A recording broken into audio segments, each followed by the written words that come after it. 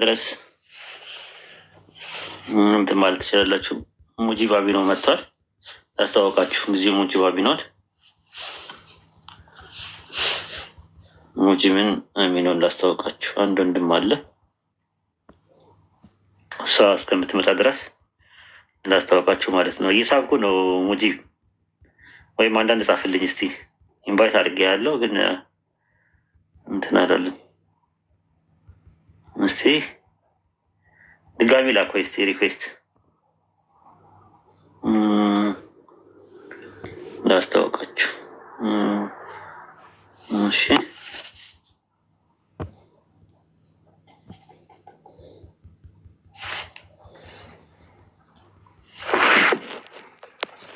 ሰላም አለይኩም ወራህመቱላሂ ወበረካቱሁ። አሂ ወአለይኩም ሰላም ኡስታዝ፣ እንዴት ነህ? እንዴት ነህ? ደህና ነው ወይ? ሰላም ነህ? ሰላም ነኝ ያለው አልሐምዱሊላህ። ሁሉ ሰላም ነው አልሐምዱሊላህ አልሐምዱሊላህ። ማሻአላህ። ይሄ ነው ትክክለኛ አካውንት አይደል? አዎ አዎ፣ በቃ ይሄ ነው ትክክለኛ አካውንቱ። ያ ጀማ ብዙዎች እያጭበረበሩ ነው በስሙ አካውንት እየከፈቱ የተለያየ ነገር እሱን አትርቢት የማያደርግ እሱን የማይወሰፍበትን ወስ እየወሰፉት ነው ያሉት። እና ይሄን አካውንቱ ኦፊሻል አካውንቱ ነው። ይኸው ድምፁንም እየሰማችሁ ነው። ፎሎ አድርጉት። ያው እንደምታውቁት ደግሞ የእግር እሳት ነው ልጁ። እንደምታዩት ቀላል አይደለም። በሰዎች የሚጠሉት ስልጤ ስለሆነ እንዳይመስላችሁ። ዘለው እዛ ተነስተው ኦሮሞን ትግራይ ምናምን ትተው እዛ ዘለው እዛ ስልጤ ጋር ሄዱት ምክንያት አላቸው። ሙስሊሞች ናቸው እና ተጽዕኖ ስለሚያሳድር ነው። በዲኑ አይደራደርም።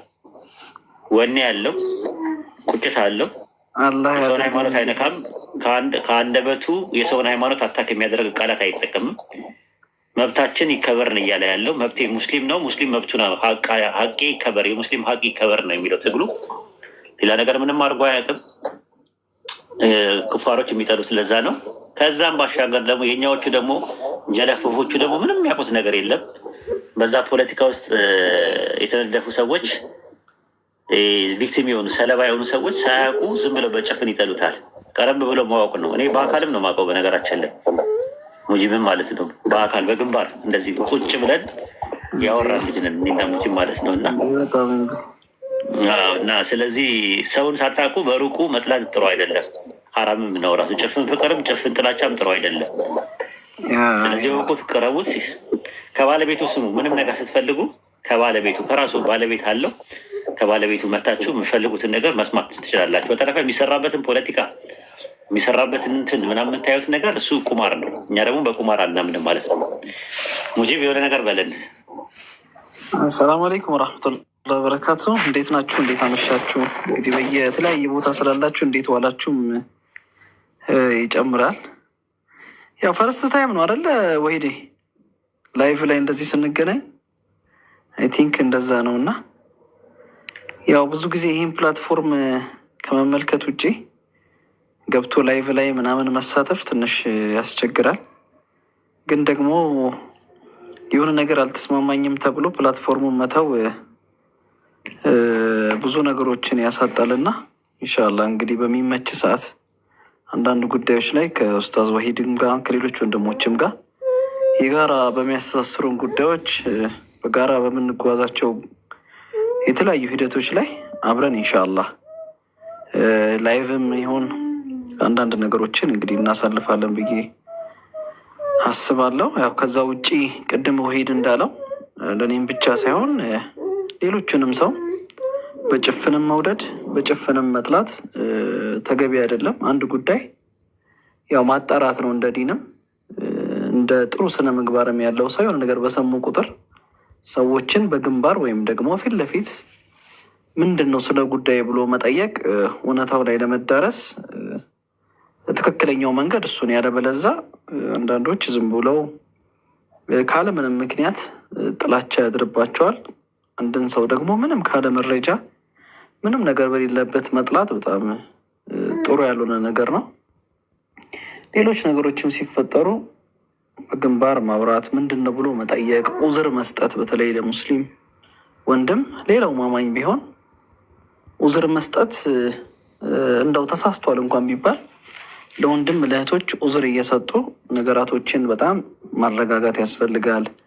የወንድምን የእህትን ሀቅ ደግሞ ድንበር ሳይታለፍ ክብሩን በጠበቀ ሁኔታ ነገራቶችን ማየት በጣም ለራስም ክብር ነው፣ ለወንድምም ክብር ነው። በዚህ ደግሞ የወንድምን የእህትን ክብር ደግሞ መጠበቅ አጅር የሚያስገኝ ነገር ነው እና ብዙዎቻችን እዚህ ፕላትፎርም ላይ ሌሎችም ፕላትፎርም ላይ ሶሻል ሚዲያ ላይ ትንሽ የሆነች ነገር እናገኝና ያንን ነገር አንዳንዴ ኤግዛጁሬት እያደረግን አንዳንዴ ደግሞ እኛ በተረዳንበት መንገድ ብቻ በመልቀቅ የሰዎችን ቀልብ መስበሮች ይከሰታል እና ለሁላችንም ያው የሰው ቀልብ በጣም ትልቅ ቦታ አለው አላህ ዘንድ። በጣም ብዙ ነገሮችን ነው የሚያበላሽብን፣ ነፍስንም በጣም ያቆሽሻል እና ሁላችንም የሆነ ነገሮች በተነገሩን ቁጥር በሰማን ቁጥር ለመያዝ በሞከር ኡዝር ለመስጠት በሞከር የወንድምን ክብር መጠበቅ ለዱንያም ለአኼራም ትልቅ አስተዋጽኦ አለው እና ሁላችንም ያው እኔንም ጨምሮ የሆነ ነገሮች በተከሰቱ ቁጥር ከማማትና ወሬ ከማዋሰድ በጣም ተቆጥበን እንደው ለወንድም ለእህት ይጠቅማል ወይ ብሎ ማሰብ፣ ለማህበረሰብ ይጠቅማል ብሎ ማሰብ፣ እንደው ዲንንስ ይጠቅማል ብሎ ማሰብ ነው እና እርስ በራሳችን ትስስራችንን ማጠናከር የአንዱን ጉድፍ ከማየት ይልቅ እንደው እንዴት አድርጌ ወንድሜን እህቴን ላሻሽላት ብሎ መመካከር፣ ዲን መመካከር ስለሆነ መመካከሩ መደጋገፉ በጣም ጥሩ ነገር ነው እና እንደ አጠቃላይ አንድነታችንን በጣም መጠበቅ አለብን።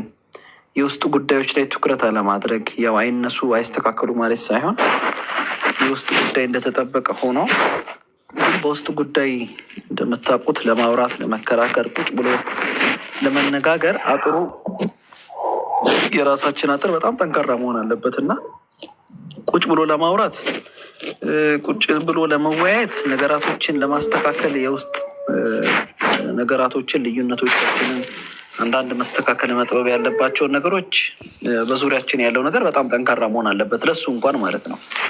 ስለዚህ ሌላው ኃይል በጣም እኛን ለማጥፋት እየሰራ እኛን ኢትዮጵያዊነታችንን ለመክፈፍ እየሰራ ዲናችንን ለማጥፋት እየሰራ ተቋሞቻችንን ለማፍረስ እየሰራ አክፍሮት ኃይላት በከፍተኛ ሁኔታ በከፍተኛ የኢኮኖሚ ደረጃ እና በተለያየ አይነት ሁኔታዎች ላይ እኛን ለማጥፋት እየሰሩ እኛ በጣም ቅርንጫፍ በሚባል በጣም ማይነር በሚባል ወይም ደግሞ ጊዜ ሰጥተነው በጊዜ ሂደት ውስጥ የሚመለሱ ነገሮችን በጣም በቃ እርስ በርስ እኛ በጣም የምንዞላለመው ነገር በጣም ከባድ ነው እና የውስጥ ችግሮቻችንን እንደምንም በመተላለፍ ኡዝር በመስጣጠት ነገ ይደርሳል በማለት ግን ለውጭ ጉዳይ በጣም እኛን በሚያጠፋን ጉዳይ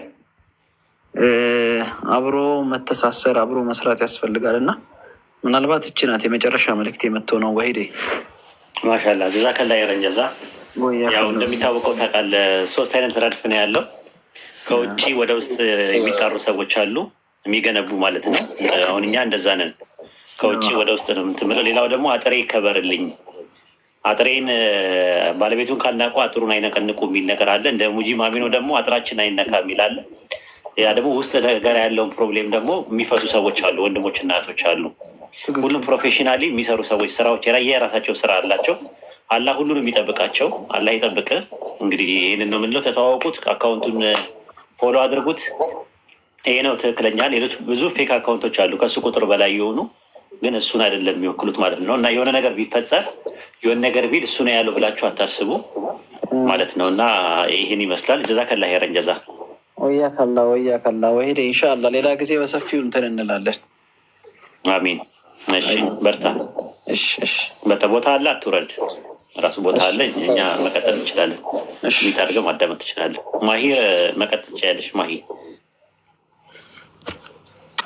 መልካም። እሺ ወሂድ ማለቴ እንትን ነው ስላልገባኝ ልታስረዳኝ ትችል ከሆነ ነው ከማለት ነው የምጠይቀህ። ትንቢተ ኤርምያስ ምዕራፍ 44 ከቁጥር 17 ጀምሮ እና እንዲሁም እዛው ትንቢተ ኤርምያስ 7:17 ጀምሮ ያለችው ሴት ማን ናት? ያቺ ሴት ማን ናት? እግዚአብሔርን ቆጣ ሴት ማን ናት? ከቁጥር 17 ጀምሮ። ኦኬ እሺ ነገር ግን እኛና አባቶቻችን ነገስታቶችን በአለቆችና በይሁዳ ከተሞች በኢየሩሳሌም አደባባይ ላይ እናደርግ እንደነበረ ለሰማይ ንግስት እናጥን ዘንድ የመጠጥን ቁርባን እናፈስበት ዘንድ ከአፋችን የወጣ ቃል ለሁሉም በእርግጥ እናደርጋለን። በዚያ ጊዜ እንጀራም አልጠገብንም ምናምን። የሰማይ ንግስት ማጠን በእርሷ የመጠጥ ቁርባን ፓጋኖቹ ላይ ያለች የሰማይ ንግስት የምትባል አለች፣ ኪንግ ኦፍ ሄቨን የምትባል ብለው የሚያምነው አሉ። እና ያንን ነው ከዛ አንጻር ነው የሚናገረው ማለት ነው። የሰማይ ንግስት የሚለው ከዛ አንጻር ነው እንጂ ማርያምን አይደለም። እንደዛ ከተባለ በአሉታዊ ነገር ነው የሚያቀርባት፣ በአሉታዊ ነገር ነው የሚያቀርባት እንጂ በአዎንታዊ ነገር አይደለም የሚያቀርባት ራሱ ማለት ነው። እና ከዛ አንጻር ስለ ፓጋን ነው እንትን የሚለው ለሰማይ ንግስት አጠኑ ምናምን እያለ የሚናገረው ማለት ነው እንጂ ማርያምን አይደለም። እርግጠኛውን የምነግርሽ። ኦኬ 7 ላይ ያለውም ይገናኛል ከእሷ ጋር። ቁጥር ስንት ላይ ያለው ምን ላይ? እዛው ትንቢተ ኤርሚያስ ላይ 7:17 ላይ እንደዛው ተመሳሳይ ነው። 7:17 ላይ ኤርሚያስ 7:17 ላይ ያለው ያስቆጡ ዘንድ ለሰማይ ንግስት እንጎቻን እንዲያደርጉ ሌሎችን ማለት የመጠጥ ቁርባን እንዲያፈሱ ምናምን ነገር እያለ ይናገራል። የሰማይ ንግስት የምትባለው ፓጋን ውስጥ ያለች ናት ራሱ ሂስቶሪካሊ ማለት ነው ያለው ማለት ነው። ራሱ የሰማይ ንግስት እየተባለ ማለት ነው ምንድን ነው የሰማይ ንግስት እየተባለች የምትባለው ማለት ነው።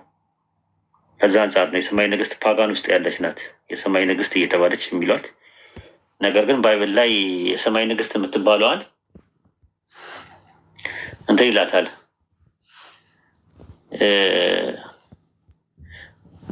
የሰማይ ንግስት የምትባለዋን ባይብል ላይ በራዕየ ዮሐንስ ላይ 12 እና ገላትያ 4 ላይ ኢየሩሳሌምን የሰማይቷ ኢየሩሳሌም ምናምን እያለ ይናገራል። ግን ከሱ ጋር የሚገናኝ ነገር አይደለም። ኩዊን ኦፍ ሄቨን የምትባለው ፓጋን ውስጥ ያለች ነገር ናት ራሱ። ግን ኦርቶዶክሶች በኋላ ላይ ግን ኩዊን ኦፍ ሄቨን የምትባለው ማርያም ናት ብለው አስቀመጡት። በኋላ ላይ ካቶሊክና ኦርቶዶክሶች ማለት ነው። ኢቫንጀሊካል ሉተራንም ትንሽ አንግሊካንም የሰማይ ንግስት ናት ማርያም የሰማይ ንግስት ናት የሚል ትምህርት አላቸው። ግን ከናናውያን ቨርጂን የሆነችው ሀይ ሚድል ኤጅ ላይ የነበረችዋ ጣዖት ናት ራሱ እዛ በእንትን ደረጃ ማለት ሂስቶሪካሊ ስትመለከችው እንጂ ማርያም አይደለችም። ይሄ የተቃወማት ነው ያለው ለሰማይ ንግስት እንጎቻ የሚያደርጉ ምናምን እያለ የሚያወራው እሱ ነው። በኋላ ላይ ግን የቸርች ፋዘርስ የሰማይ ንግስት ማርያምን ብለዋታል ራሱ ማለት ነው። እና ከዛ አንጻር ነው የሚታየው ማለት ነው።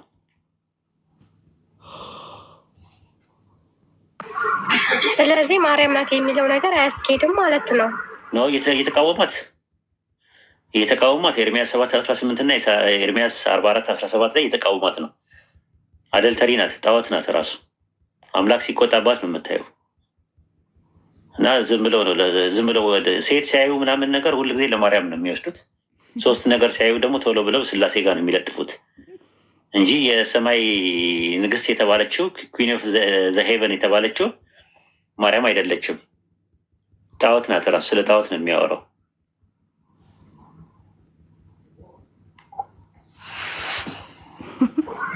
እሺ በቃ እሺ። ጣዖት ናት የሰማይ ንግስት እየተባለ እንጎቻ አቀረቡ ምናምን እያለ የሚያወራው ጣዖት ናት።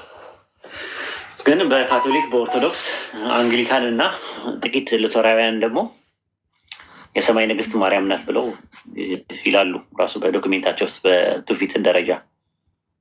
እና አርቴሚስ ምትባል ታውቂያለሽ? አርቴሚስ ምትባል በኤፌሶን የነበረችዋ የአምላክ እናት አርቴሚስ ምትባል ጣዖት ነበረች። እኔ የሰማው ነው እንጂ የሚመስለኝ ግን እኔ አላውቅም። በእንትን ግን ከዚህ በፊት የሆነ ሰው እንደዚህ ሲያወራ ሰምቻለሁ። አርቴሚስ ምትባላለች እና የሚገርምሽ ነገር በኤፌሶን 4:31 ላይ ማርያምን የአምላክ እናት ያሉት እዛ ቦታ ላይ ነው እጇን ያቀፈችው ማለት ነው። አርቴሚስ የምትባለው እናትና ልጅ ናቸው። የአምላክ እናት የምትባል ሴት ነበረች። እሷን ነው የአምላክ እናት ብለው ያሉት በኋላ ላይ። የአምላክ እናት ቴዎቶኮስ ማለት የአምላክ እናት፣ የአምላክ ወላጅ፣ አምላክን የወለደች ብለው ያስቀመጡት ማለት ነው። እዛው ቦታ ላይ ነው። የሚገርምሽ በኤፌሶን ውስጥ አርቴሚስ የምትመለከው። አርቴሚስ ታላቅ ናት እያሉ ሲጮህ አታስታውሽም? ባይብል ላይ ያ እኮ አውቃለሁኝ። አርቴሚስ ታላቅ ናት እያሉ ሲጮህ ነበረ ሐዋርያት ሥራ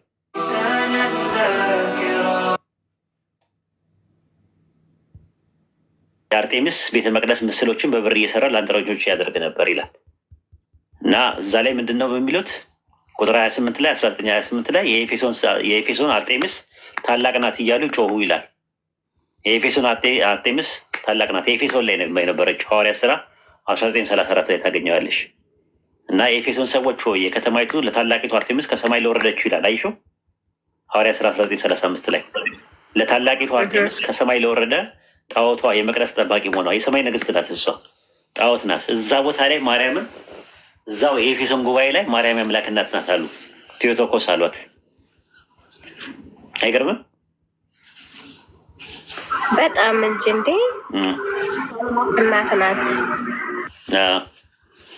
የአምላክ እናት ናት ብለው በዛን ሰዓት ነው እንትን የሚለው። ባይብል ላይ ማርያም አምላክን ወለደች የሚል ጥቅስ ሲኖር ይሆን? አምላክን የወለደችው ወይስ ወንድ ልጅን የወለደችው ማርያም? ወንድ ልጅን ትወልጃለሽ ነው የተባለችው። ወንድ ልጅ ወንድ ልጅ ትወልጃለሽ ከሚለው በፊት አንድ ቃል አለ። ምንድን ነው? ሉቃስ 1:31 ላይ እነሆ ምን ትያለሽ አላት። ትጸንሻለሽ።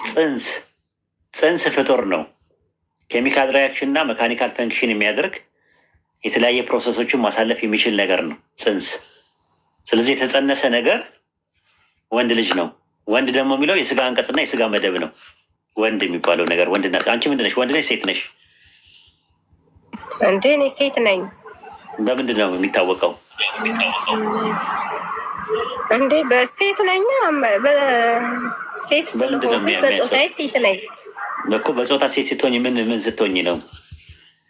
የሴት የራሱ የሆነ ነገር ሲኖረ ነው አይደለ? ኦርጋን። የወንድ ደግሞ ኦርጋን አለ አይደለ? ያ ሕፃን ልጅ ግን ወንድ የተባለው በ8ኛው ቀን ምን ያለ ነው? ምን የሚል ነው ወንድ የሚሆነው? ሉቃስ ላይ ስትመለከችው በ8ኛው ቀን ምን የሚል ነው? እንደ አይሁድ የተገረዘ ማለት ነው። በቃ እንደዛ ማለት ነው። ስለዚህ ከዛ አንጻር ነው። ስለዚህ ድንግል ማርያም የወለደችው ወንድ ልጅ ነው። ወንድ ልጅ አታምልኩ የምንለው ለዛ ነው። ማርያም የወንድ ልጅ እናት ናት። ያ ወንድ ልጅ ስሙ ማን ይባላል? ስሙ ማን ትያለሽ ይላታል? ኢየሱስ ትይዋለሽ። ኢየሱስ ከመምጣቱ በፊት ደግሞ ኢየሱስ የሚባል ስም ለወንዶች ይሰጥ ነበር። ያሸዋ ወይም ደግሞ ኢየሱስ በግሪክ ሰብቱጀንት የፍጡራን ስሞች አሉ ኢየሱስ የሚለው። ስለዚህ ኢየሱስ የሚለው ያሸዋ የሚለው የፍጡራን ስም ነው። ፍጡራኖች ሲጠቀሙበት የነበረ ስም ነው የተሰጠው እንጂ የፈጣሪ ስም አይደለም። ልክ ለእስማኤል መልአኩ ነው አይደለ? እስማኤል ብሎ ላላት ለአጋር፣ ለማንሄል እና ለሚስቱ ደግሞ ሶምሶም የሚለውንም መልአኩ ነው ስም ያወጣው። ልክ ለማርያምም መጥቶ ስሙን ያበሰረውና ስሙን ታይዋለሽ ብሎ ያላት ለማርያም ማን ነው? መልአኩ ነው።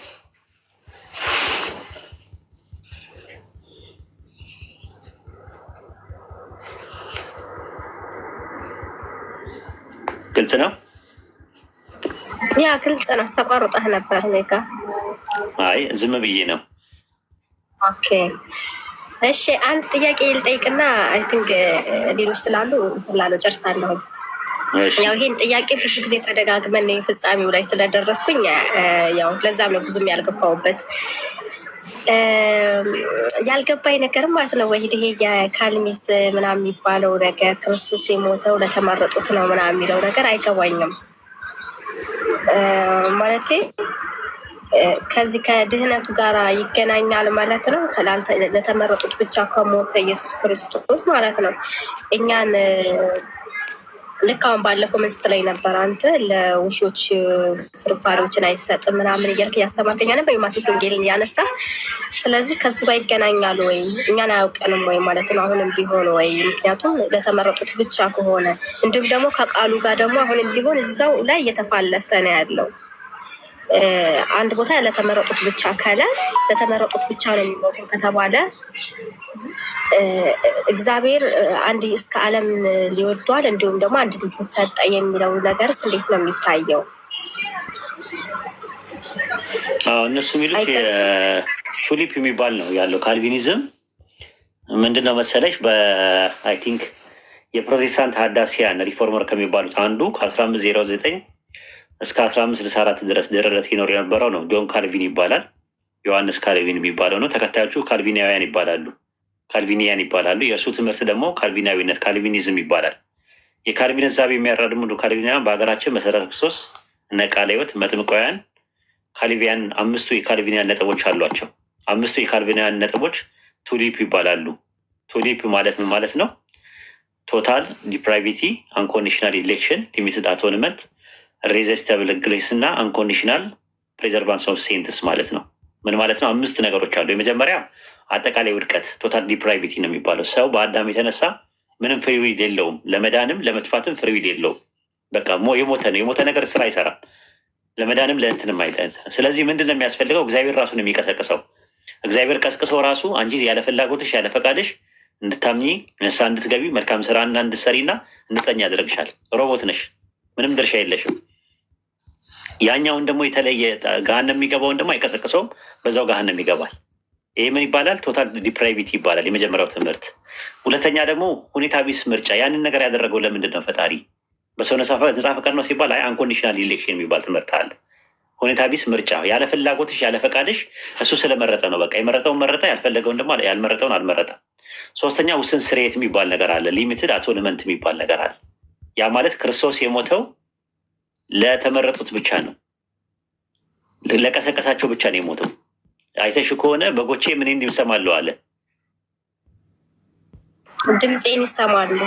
ስለዚህ በጎቼ ድምፄን ይሰማሉ ካለ በጎቹ ናቸው ድምፅ የሚሰሙት እንጂ የሚያምኑት በጎቼ ይከተሉኛል ነው የሚለው። ስለዚህ መጀመሪያ በግነት ይቀድማል። ሰዎች የሚያምኑት በግ ሲሆኑ ነው እንጂ ስላመኑ አይደለም በግ የሚሆኑት በካልቪን ትምህርት። አራተኛው ደግሞ የማይገታ ጸጋ የሚባል ነገር አለ። ኢሬዚስተብል ግሬስ ይባላል። እሱ ደግሞ ምንድን ነው? አንቺ አለመጽናት አትችይም። ዋን ሴቭድ ኦልዌይስ ሴቭድ ነሽ። አንድ ጊዜ ዳነ ሁል ጊዜ ይድናል እና መቅዳት አትችይም። መቅዳት ምናምን ነገር አትችይም። በቃ እግዚአብሔር በቃ ሮቦት አድርጎሻል። አንቺን እንድትጸኝ ያደርግሻል። መልካም ስራ የሚያሰራሽም ራሱ ነው። አንቺ ምንም ነገር እጅሽ የለበትም። በጸጋው ነው የምትሰሪው። ሮሞ ማለት እንትን የሚልሽ ማለት ነው። አምስተኛው ደግሞ ሁኔታ ቢስ የቅዱሳን ጽናት ይብላል። አንኮንዲሽናል ፕሪዘርቫንስ ኦፍ ሴንትስ ይላል። በቃ አንኮንዲሽናል ነው። በቃ ሲጸኑ ኮንዲሽናል አይደለም። በቃ እሱ ራሱ ነው የሚያጸናቸው፣ ፈልገው አይደለም የሚል ነገር አለ። ይሄ ምን ይባላል? የካልቪ ቱሊፕ ይባላል ትምህርቱ ማለት ነው። ከዛ በኋላ ነው በኋላ ላይ ደግሞ የእሱን ትምህርት የሚቃወም ሰው ተከሰተ ማለት ነው። የእሱ ተማሪ የነበረው ቴዎድሮስ ቤዛ የሚባል አለ። የካልቪን ተማሪ ነው። በ1591 ደረለት የታድሶ ሀዳሲ በመሆን የተነሳው የደች ተወላድ የያዕቆብ አርሜኒየስ የሚባለው የእሱ ተማሪ ነው። የካልቪን ተማሪ ነው። አሁን የያዕቆብ አርሜኒየስ የሚባለው የአርሜኒያስ ተከታዮች ደግሞ አርሜኒያን ይባላሉ። ትምህርቱ ደግሞ አርመናዊነት ይባላል፣ አርሜኒዝም ይባላል ማለት ነው። የአርሚን እሳቤ ደግሞ 5 ናቸው። የካልቪንን ነጥቦች የሚቃወሙ ነው። 5 ሰነዶች ናቸው በ1630 ላይ የነበሩት። 5 አርቲክል ኦፍ ሮሜኒያንስ የሚባሉ 5 የተቋሙ መጣጥፍ የሚባሉ 5ቱ ደግሞ እነሱ ደግሞ የተለዩ ናቸው። የመጀመሪያው ሁኔታዊ ምርጫ ይባላል። ኮንዲሽናል ኢሌክሽን ነው። አምላክ የሚመርጠው አንድ ሰው ንስሐ ሲገባና ሲያምን ነው። ልክ እንደ ሙስሊሞች ማለት ነው። አላህ ይመርጣል ባሮቹን፣ ለጀነት የሚሆኑ ሰዎች ይመርጣል። ሲመርጥ ግን ንስሐና እምነት ይጠይቃል ከሰውየው። ስለዚህ ምን ይባላል? ሁኔታዊ ምርጫ ይባላል። ኮንዲሽናል ኢሌክሽን የሚባል ነገር አለ። ትክክል ነው። ሁለተኛ ውስን አልባ ስርየት የሚባል ነገር አለ። አንሊሚትድ አቶንመንት አለ። ኢየሱስ የሞተው ለዓለም ሕዝብ ሁሉ ነው። ግን የዓለም ሕዝብ ያንን ነገር መቀበል የሚችለው በምርጫው ነው። መቀበል አለመቀበል ይችላል። ያ ምን ይባላል? ውስን አልባ ስርየት፣ አንድ ሊሚትድ አቶንመንት የሚባለው ማለት ነው። ሶስተኛ ከፊል ውድቀት፣ ፓርሻል ዲፕራይቪቲ ነው። በአዳም የተነሳ የመጣው ነገር ሙሉ ለሙሉ ፍሪዊልን የሚቃወም አይደለም። ማለትም በብሉይ ኪዳን የነበሩ ክርስቶስ እስኪመጣ ድረስ ጻድቃን የነበሩ ሰዎች ነበሩ፣ የሚታዘዙ ሰዎች ነበሩ። ስለዚህ የአዳም ኃጢአት ወይም ውርስ ምናምን የሚባለው ነገር ቢመጣም ነገር ግን አጠቃላይ የሆነ ብልሽትነት የለውም የሚል ነው። አራተኛ የሚገታ ጸጋ ነው ያለው። ጸጋውን ማግኘትም ማስተባበልም ሰው ይችላል። ስለዚህ የሚገታ ጸጋ ነው፣ ሬዚስተብል ግሬስ ነው ያለው ብሎ ያምናሉ። አምስተኛውና የመጨረሻ ደግሞ ሁኔታዊ ቅዱሳን ጽናት፣ ኮንዲሽናል ነው። ነገ ጠዋት ባክስ ላይ ሊያደርጉ ይችላሉ፣ ሊያዳልጡ ይችላሉ። እስከ መስናት አለመስናት የእነሱ ምርጫ ነው ብለው ያምናሉ። እነዚያ አምስቱም ካልቪኒዝም እና አርሜኒያኒዝም ተብሎ ለሁለት ይከፈላሉ። ፕሮቴስታንት ውስጥ ያለው ጎራ ማለት ነው። የሚገርም ነው። እኔ በየትኛው እንዳለሁ እኮ ራሴን እየመረመርኩ ነው። አይገርምህም? አይ በቃ አርሜኒያን ይሻላል። አርሜኒያኒዝም ይሻልሻል ካልቪኒዝም። ከእስልምና ጋር የሚቀራረበው እሱ ነው ያው ማለት ነው። ያው እኛ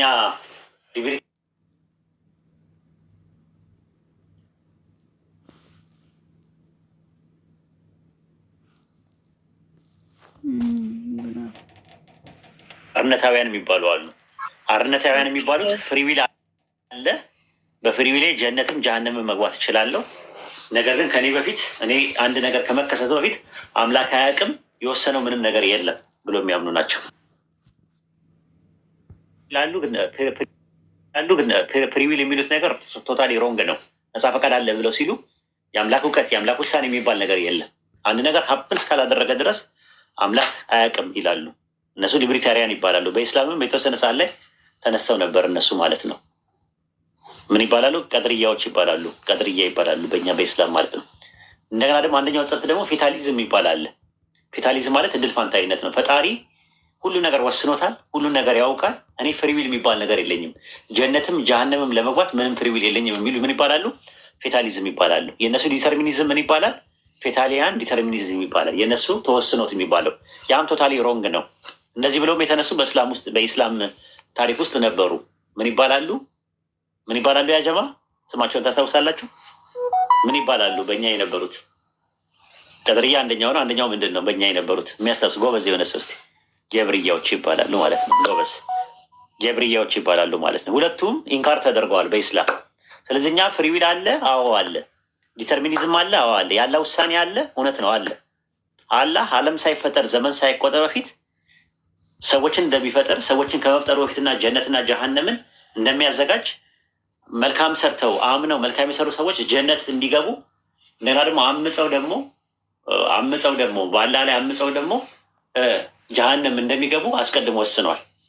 ከዛ በኋላ እዛ ነገር ውስጥ መግባት አለመግባት የሚባለው ደግሞ ሙፈሰል ሆኖ በተናጥል ደግሞ መጥቶ እዛ ነገር ውስጥ መግባት የሚችል ሰው ደግሞ ራሱ ምርጫው ነው ራሱ ማለት ነው። አሁን ሲወስን አላህ የወሰነው ምንድነው?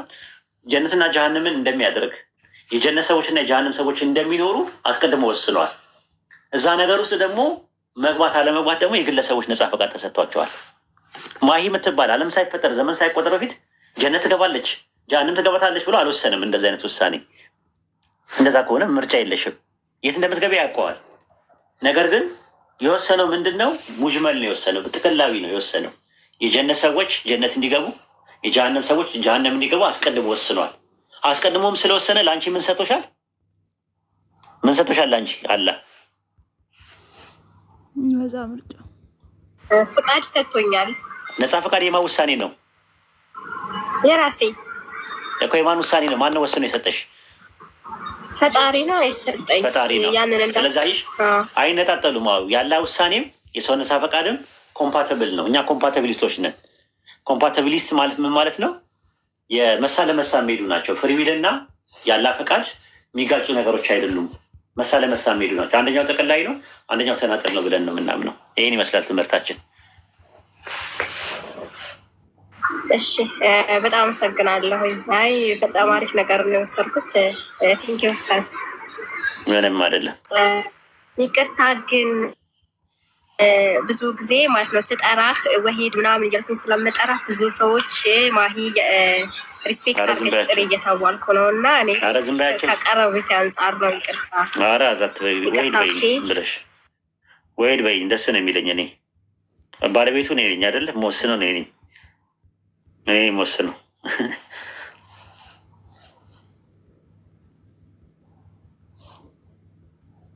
እኔ መወስነው።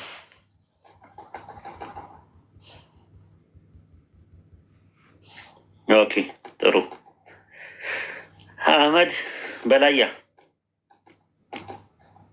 ኡስታዙና ምን የጠፋው? አለን ሜዳው ጭቃ ስለበዛበት ትንሽ ፍሬን ይዘን ነው ኡስታዝ። እናንተ ስትገቡ እኮ ከስር አለን አታዩ። ኦኬ እንደዛ ነው። እናንተ ስትገቡ አለን ኢንሻአላህ። ምክንያቱም ቲክቶኩ በቃ እናንተ ካላችሁ ከእናንተ ስር የሚበቅሉ ካሉ እንከተላለን። በተረፈ ግን ሌላ ቦታ አልታየም። አላህ ይሰትረን፣ አላህ ይሰትረን ብለናል ኢንሻአላህ። አሚን አሚን። በርታ፣ አላህ በርታ። ጥያቄ ያላችሁ ክርስቲያኖች መግባት ትችላላችሁ። አቅም ይስጣችሁ፣ ቅባውን ይጨምርላችሁ፣ ጤና ደግሞ ያውን ያብዛላችሁ። አሚን አሚን አሚን አሚን። ፓስተር በላያ የድሮ ፓስተር በላያ የአሁኑ አህመድ አስቸገርከን እኮ አሁን በጎች ድምፅ ይሰማሉ እያል ልጅቷ ራሱ ትዝ አለችኝ እኮ እንደ በግ ኑሪ ተብዬ ያለች ሳር ስለሌለን ያቆቁታል።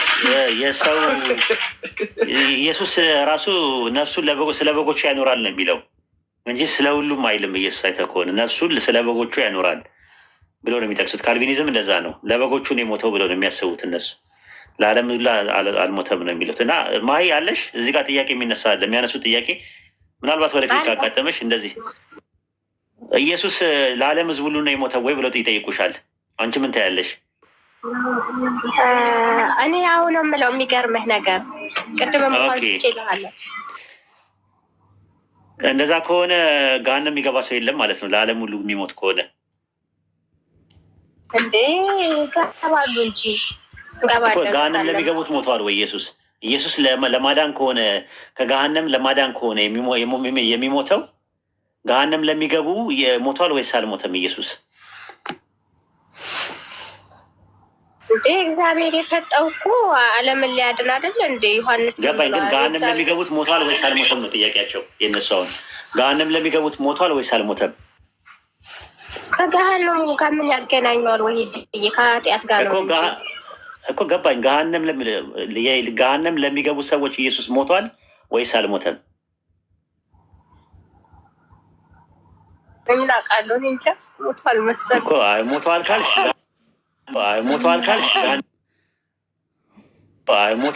ገሃነም ማለት ነው ለተመረጡት ብቻ ነው የሞተው። ጀነት ለሚገቡ ብቻ ነው የሚገቡት ብለው እንትን ይምላሉ። እንደገና ደግሞ ዩኒቨርሳሊዝም የሚባል ደግሞ ሌላ ኮንሴፕት አለ። ሰምተሽ እንደሆነ ደግሞ ሌላ አለ። ሁሉም ሰው ገነት ነው የሚገባው መጨረሻ ላይ። ገሃነም ማለት ልክ እንደ እንትን ነው።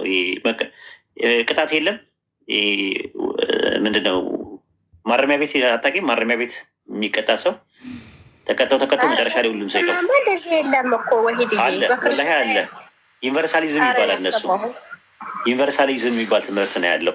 ቸርች ፋዘርስ ብዙዎች እንደዛ ብለው ያምናሉ። ዩኒቨርሳሊዝም የሚባለው ዩኒቨርሳሊዝም ብለሽ ብትጠይቂ እንደዛ ነው ወይ ምን አለ እንዳትዪ ዩኒቨርሳሊዝም ይባላል ራሱ ማለት ነው። እና ያ ትምህርት እንደዛ ነው። ሁሉም ሰው መጨረሻ ላይ ምን ይላል? ሁሉም ሰው መጨረሻ ላይ ገነት ይገባል። መስዋዕት በጨው ይቀመማል፣ የሰውም ሕይወት በእንትን ይቀመማል፣ በእሳት ይቀመማል የሚል አለ። ስለዚህ ገሃነም የሚገቡ ሰዎች ለእንትን ነው ብለው ነው የሚያምኑት፣ ለጊዜው ለመቀጣጫ ምናምን ነገር ብለው የሚያምኑ አሉ። እንደዛም የሚያምኑ አሉ። መስዋዕት በጨው ይቀመማል፣ የሰው ሕይወትም በእሳት ይቀመማል ይላል። ሁሉ በአዳም እንደሚሞት ሁሉም በክርስቶስ ሕያው ይሆናል ይላል ባይብል ላይ ማለት ነው። በአንድ ሰው አለመታዘዝ ብዙዎች ኃጢአተኞች ሲሆኑ በአንድ ሰው መታዘዝ ደግሞ ሁሉም ጻድቃን ይሆናሉ ይላል። ሰዎች ሁሉ ሊድኑና እውነትን ለማወቅ እንዲደርሱ ይላል። ሰዎች ሁሉ ይድናሉ ይላል አንደኛ ጢሞቴዎስ ምዕራፍ 2 ቁጥር 3 ላይ። ብዙ ቦታ ላይ አንደኛ ጢሞቴዎስ ምዕራፍ 4 ቁጥር 10 ላይም ሰውን ሁሉ ይልቁንም የሚያምኑትን በሚያድነው በሕያው አምላክ አለ ሰው ሁሉ ይድናል ይላል። ቲቶ 2:11 ላይ ሰዎች ሁሉ የሚያድን የእግዚአብሔር ጸጋ ተገልጧልና ይላል። አንደኛ ቆሮንቶስ 3:15 ላይ የማንም ስራ የተቃጠለ ቢሆን ራሱ ይድናል፣ ሁሉ በእሳት እንደሚድን ይላል። ገሃነም ውስጥ ገብተው ይድናሉ የሚል ትምህርት ነው ያለው። ይሄ ምን ይባላል? ዩኒቨርሳል ሳሊቬሽን የሚባል ነገር አለ። ዓለም አቀፍ ደህንነት የሚባል ነገር አለ። ይህን ትምህርት የሚያስተምሩት እነ ኦሪገን ከቸርች ፋዘርስ መካከል ብዙ ናቸው። መስዋዕት በጨው ይቀመማል፣ የሰውም ሕይወት በእሳት ይቀመማል ይላል። ለምሳሌ ማርቆስ 9:49 ላይ ሰው በእሳት ይቀመማል። ለመቀመም ነው፣ እርማት ነው። የሆነ አንድ ልጅ ሲያጠፋ ትገርፊው የለ። ገሃነም የተፈጠረው ለዛ ነው እንጂ ሁሉም ሰው በክርስቶስ ይድናል የሚል ትምህርት አለ። ዩኒቨርሳል ሳሊቬሽን የሚባል ነገር ወደፊት ትሰሚያለሽ ማለት ነው። ሌላ ደግሞ አለ፣ ሌላ ትምህርት ደግሞ አለ። ምን የሚባል ትምህርት አለ መሰለሽ? ኢየሱስ እንትን ያለው ምንድን ነው? ኢየሱስ ገሃነም ገብቶ ተቀጥቷል ለሰው ሲባል ፔናል ሰብስቲሽናል አቶንመንት የሚባል አለ። ሰምተሽ ታውቂያለሽ? የምትክ ቅጣት ስርየት የሚባል ሪፎርምድ ቴዎሎጂ ውስጥ ነው ያለው። ያ ኮንቨናንት ቴዎሎጂ ውስጥ ነው ያለው ያ ነገር ራሱ። ሰምተሽ ታውቂያለሽ? ፕሮቴስታንት ውስጥ እንደዚ አይነት ትምህርት አለ። ክርስቶስ ስሚ በደንብ ክርስቶስ ሰይጥኗል፣ በሰዎች ቅጣት ፋንታ ሲኦል ውስጥ በአብ የእሳት ቅጣት ተቀጥቷል የሚል ትምህርት ነው። ገሃነም ውስጥ ገብቶ ተቀጥቷል ለሰዎች ብለው እንዳይቀጡ። አብ የቁጣው ማብረጃ ነው ራሱ። በጣም ተቆጥቶ በአዳም የተነሳ በጣም ተቆጥቶ ነበረ። በተሰቀለ ጊዜ ወደ መቃብር ወርዷል፣ ወደ ሲኦል ገብቷል የሚባለው ነው። ሲኦል ገብቶ ግን ተቀጥቷል። ራሱ አብ ቁጣውን ያበረደው በሱ ነው። እግዚአብሔር የሁላችን በደል በእርሱ ላይ ያኖረ ስለሚል ከዛ በኋላ ፔናል ሰብስቲሽናል አቶንመንት የሚባለው ትምህርት ፕሮቴስታንት ውስጥ ያለው ይሄ ነው ራሱ። እና ሴጣን ኢየሱስ ለሸይጥኗል መሸጠን ታውቂያለሽ? ሴጣን ሆኖ ነበረ ለተወሰነ ጊዜ ራሱ ማለት ነው። ግን አንተ ጋር እኔ እኮ አንተ ጋር ሌላ ችግር ነው ይዤ የሚሄደው ጉድ ነው። ምን ይላል መሰለሽ? ስለኛ ኃጢአትም እርግማንም ነው የሆነው ኢየሱስ ኃጢአተኛ ብቻ አይደለም የሆነው ኃጢአትም እርግማንም ነው የሆነው ለጊዜው። እና ኃጢአት እግዚአብሔር ማየት ስለሚጸየፍ ዞር አለና ቀጣው ራሱ ማለት ነው። ቁጣውን ያበረደበት ኃጢአተኛ ሳይሆን ኃጢአት ሆኗል ኢየሱስ። ላሳይሽ ጥቅሱን። ስለኛ ኃጢአትን አደረገው አብ ኢየሱስን ኃጢአት አደረገው። ኃጢአት የሚባለው ራሱ ኢየሱስ ነው እንደ ባይብል። ላሳይሽ። ገላትያ ነው ሳይ ገላትያ ሳይሆን ሁለተኛ ቆሮንቶስ ምዕራፍ 5 ላይ ነው ያለው። ሁለተኛ ቆሮንቶስ ምዕራፍ 5 ቁጥር 21 ላይ እኛ በእርሱ ሆነን እግዚአብሔር ጽድቅ እንሆን ዘንድ ኃጢአትን ያላወቀው እርሱ ስለኛ ኃጢአት አደረገው ይላል። ኃጢአትን ይወቀ ኢየሱስ ኃጢአትን እግዚአብሔር ኢየሱስን ኃጢአትን ያደረገው ራሱ ኃጢአት የሚባለው ራሱ ኢየሱስ ነው።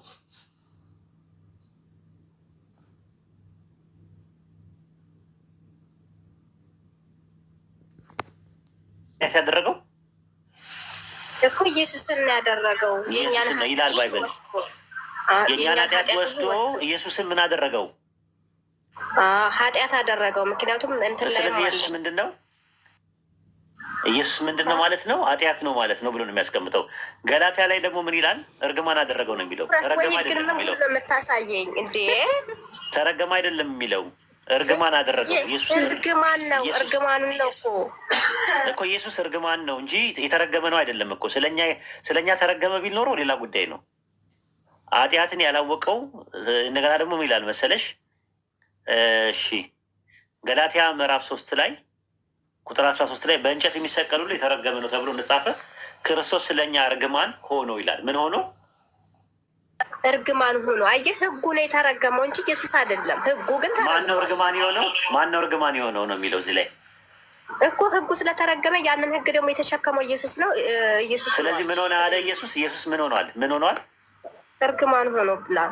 እርግማን ነው ኢየሱስ። ኃጢአትና እርግማን ነው። ይሄ ትምህርት ምን ይባላል? ይሄ ትምህርት ምን ይባላል?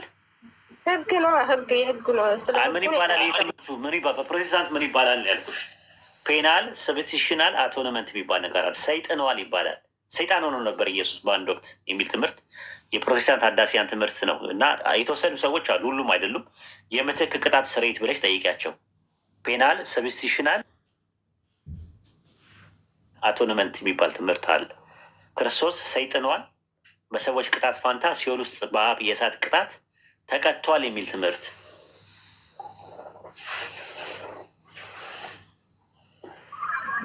ጉድ ነው። ቻዩ እንግዲህ እኔ እኮ ደህና ነገር አንተ ትክክለኛ የሆነ ነገር ልነግርህ ለታስረዳኝ ነው ብዬ ስመጣ ሌላ ነገር ለው ትለኩሰኛለህ። ከዛ ደግሞ አንድ ወር ይንጫጩብኛል። አይ ችግር የለውም ሙጂብ፣ ችግር የለውም። ኢንሻላህ ሂድ፣ አትጥፋ። ወሰላሙ አለይኩም። ተኛ፣ እረፍት አድርግ። እሺ። እና ይሄ ነው ያለው። ብዙ ትምህርት ነው ያለው በዚህ በሳሊቬሽን ጉዳይ ላይ። ሁሉም ሰው ይድናል የሚል አለ፣ ተቀጥቶ ምናምን ነገር መጨረሻ ላይ ይድናል የሚል ትምህርት አለ። ሌላ ደግሞ ንገርሽ፣ ገሃነም ልክ እንደ ከሰል አመድ ይሆናል ሲጠፋ።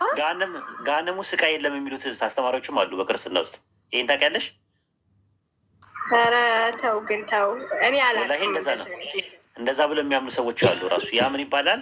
ኮምፕሊት አኒሂሌሽን ይባላል። ራሱ ቶታል አኒሂሌሽን የሚባል ትምህርት ነው ያለው። በዘላለም እሳት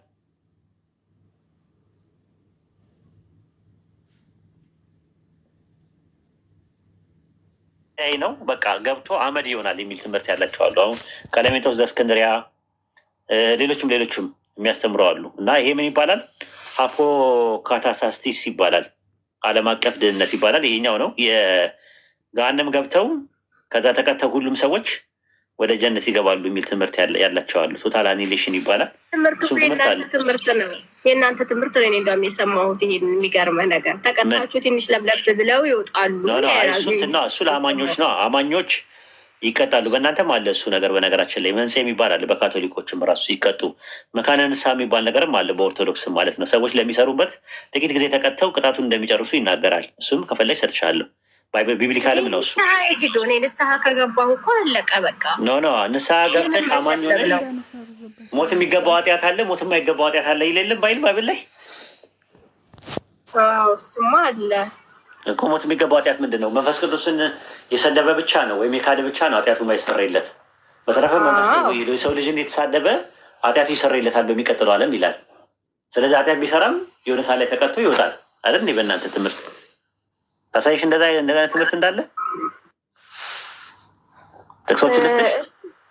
ስጠኝ እስኪ። አይ ፈርዶብኛል፣ መቼም ፈርዶብኛል ትያለሽ። እኔም ፈረደብኝ እንጂ አንቺ በማስረዳት ፈረደብኝ። እኔም እስቲ ይሁን እንትን ላይ ምን አለ መሰለሽ የምታገኘው ጥቅሱን ልስጥሽ፣ አንዳንድ ጥቅሶችን ልስጥሽ። ይሄ ምንድን ነው የሚባለው?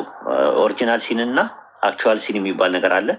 አክቹዋል ሲን በሁለት ይከፈላል ራሱ ማለት ነው። አክቹዋል ሲን የሚባለው አንደኛው ቬኒያል ሲን ይባላል በእናንተ፣ ሁለተኛው ሞርታል ሲን የሚባል ነገር አለ። ቬኒያል ሲን ማለት ሞት የማይገባው ኃጢአት ማለት ነው።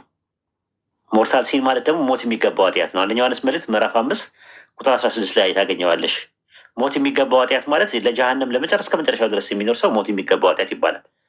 አመፃ ሁሉ ኃጢአት ነው እና ሞት የማይገባው ኃጢአት አለ ይላል። ሞት የማይገባው ኃጢአት ማለት ለዘላለም ጀሃነም ውስጥ የማያዘወትር እንትን አለ ማለት ነው።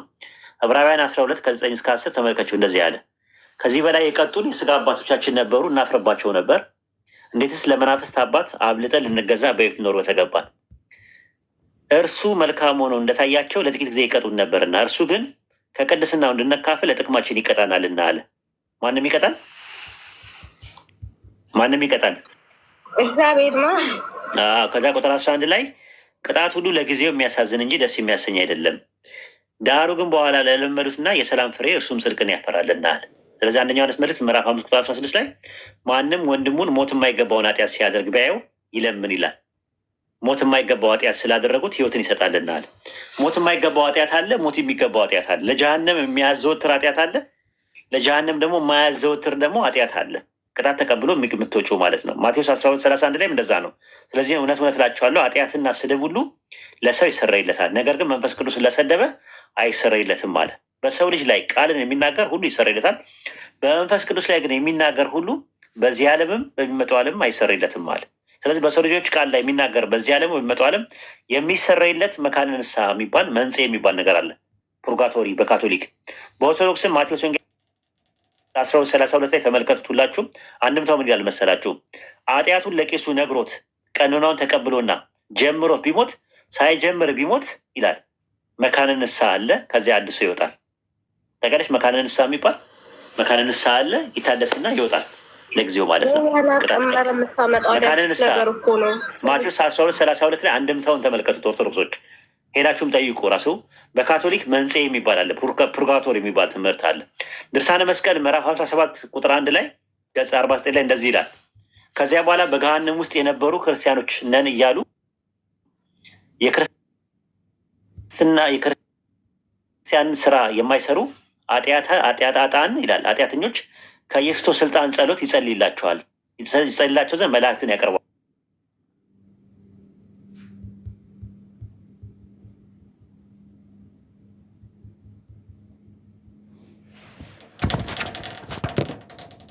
ናቸው ኃጢአተኛ ብቻ ነው እንጂ የሰሩት ክርስቲያኖች ናቸው ምናምን ብሎ ይጸልይላቸውና ከዛ በኋላ ምን ይሆናሉ? ይወጣሉ ማለት ነው። ይወጣሉ። ኦኬ። እንደዚህ ማለት የሚለምነው ይሄ ልክ ዕብራውያን ላይ ያለው ደግሞ ምናምን ነው የሚማልድልን ወይስ እንደዛ እያለ ነው? ኢየሱስ ነው የሚጸልየው። ይኸው እንደዚህ መድኃኒት ኢየሱስ ክርስቶስ ከጸለየላቸው ይጸልያል ራሱ ማለት ነው። ይጸልያል በስነስርዓት አገልጋይ አይደለም። ዕብራውያን ከዚህ በኋላ ስለእናንተ ምለምን አይምሰላችሁ አለ እኮ። በዚያ ቀን ነው የሚለው እሱ በምሳት ነው። በዚያ ቀን ነው የሚለው። ስለዚህ ስለዛች ቀን ነው፣ በዛ ቀን ነው። እኮ በምጽአት ቀን አይለምንም ያቆማል እኮ። ግን አሁን ግን በአብ ቀኝ አማላጅ ነው ኢየሱስ ሮሜ 8:34 ላይ ያ አይሎ አሁን አማላጅ ነው ይማልዳል። በዚያ ቀን በስሜ ትለምናላችሁ እኔ ስለ እናንተ አብን አልለምንም ማለት በምጽአት ቀን ነው። በዚያ ቀን ብዙዎች በስም ታምናት አላገር ምናምን ስላቸው እኔ ያላቃችሁ ብሎ ያባራቸዋል ነው ጭራሹ ነው። ግን እስከዛ ድረስ ግን ኢየሱስ አማላጅ ነው፣ ራሱ ይጸልያል። እኔ አብን እለምነዋለሁ አለ ከሄድኩ በኋላ።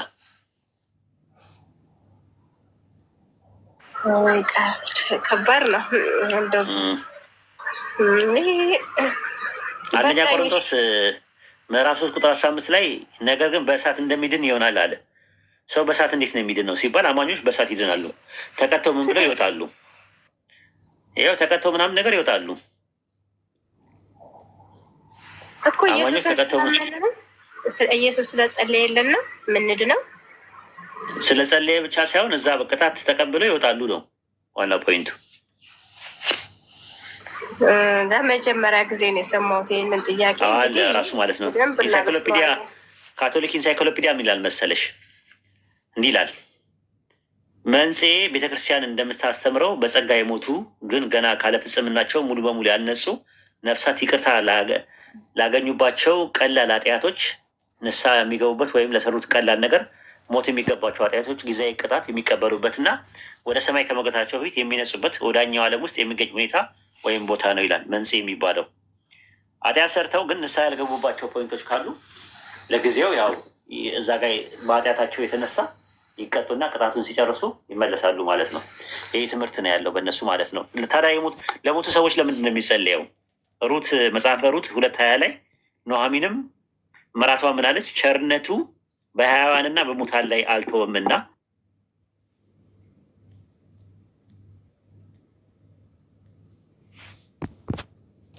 ጸልየዋል። ሁለተኛ ጢሞቴዎስ 16 ላይ ብትመለከችው በጌታ ቀን ከጌታ ምሕረት እንዲያገኝ ጌታ ይስጠው ብሎ ጸልየዋል። ነፍስ ይማር የሚባለው ያለው እኮ ለዛ ነው። ነፍስ ይማር የሚባለው አውግስቲን ለሞቶቹ እናቱ ነው ወይስ እኛ የሔዋን አምላክ ስለምናመልክ ነው? የሙታን አይደለም፣ ለአማኞች ነፍስ ይማር ይባላል። አማኞች ላሉና አይባልም። አሁን ለምሳሌ ኦርቶዶክሶች ሙፍቲ ሲሞቱ ምን እያሉ ነበረ? በየቦታ የታይተሽ ከሆነ ሙፍቲ ሲሞቱ ምን አሉ? ኦርቶዶክሶች ራሱ ሁሉም ቦታ ነፍስ ይማር ይላሉ። ግን አይባልም። ነፍስ ይማር የሚሰራው ለአማኝ ብቻ ነው። በእኛ አሁን ለምሳሌ አላህ ይርሐመው የምንለው ሙስሊም ያልሆነ ሰው አላህ ይርሐመው አንልም። ለምሳሌ እኛ ለምሳሌ እና አሁን ኦርቶዶክሶች ዝም ብለው ለማስመሰል ነው የሚያደርጉት እንጂ መጽሐፋቸው ላይ ነፍስ ይማር አይባልም።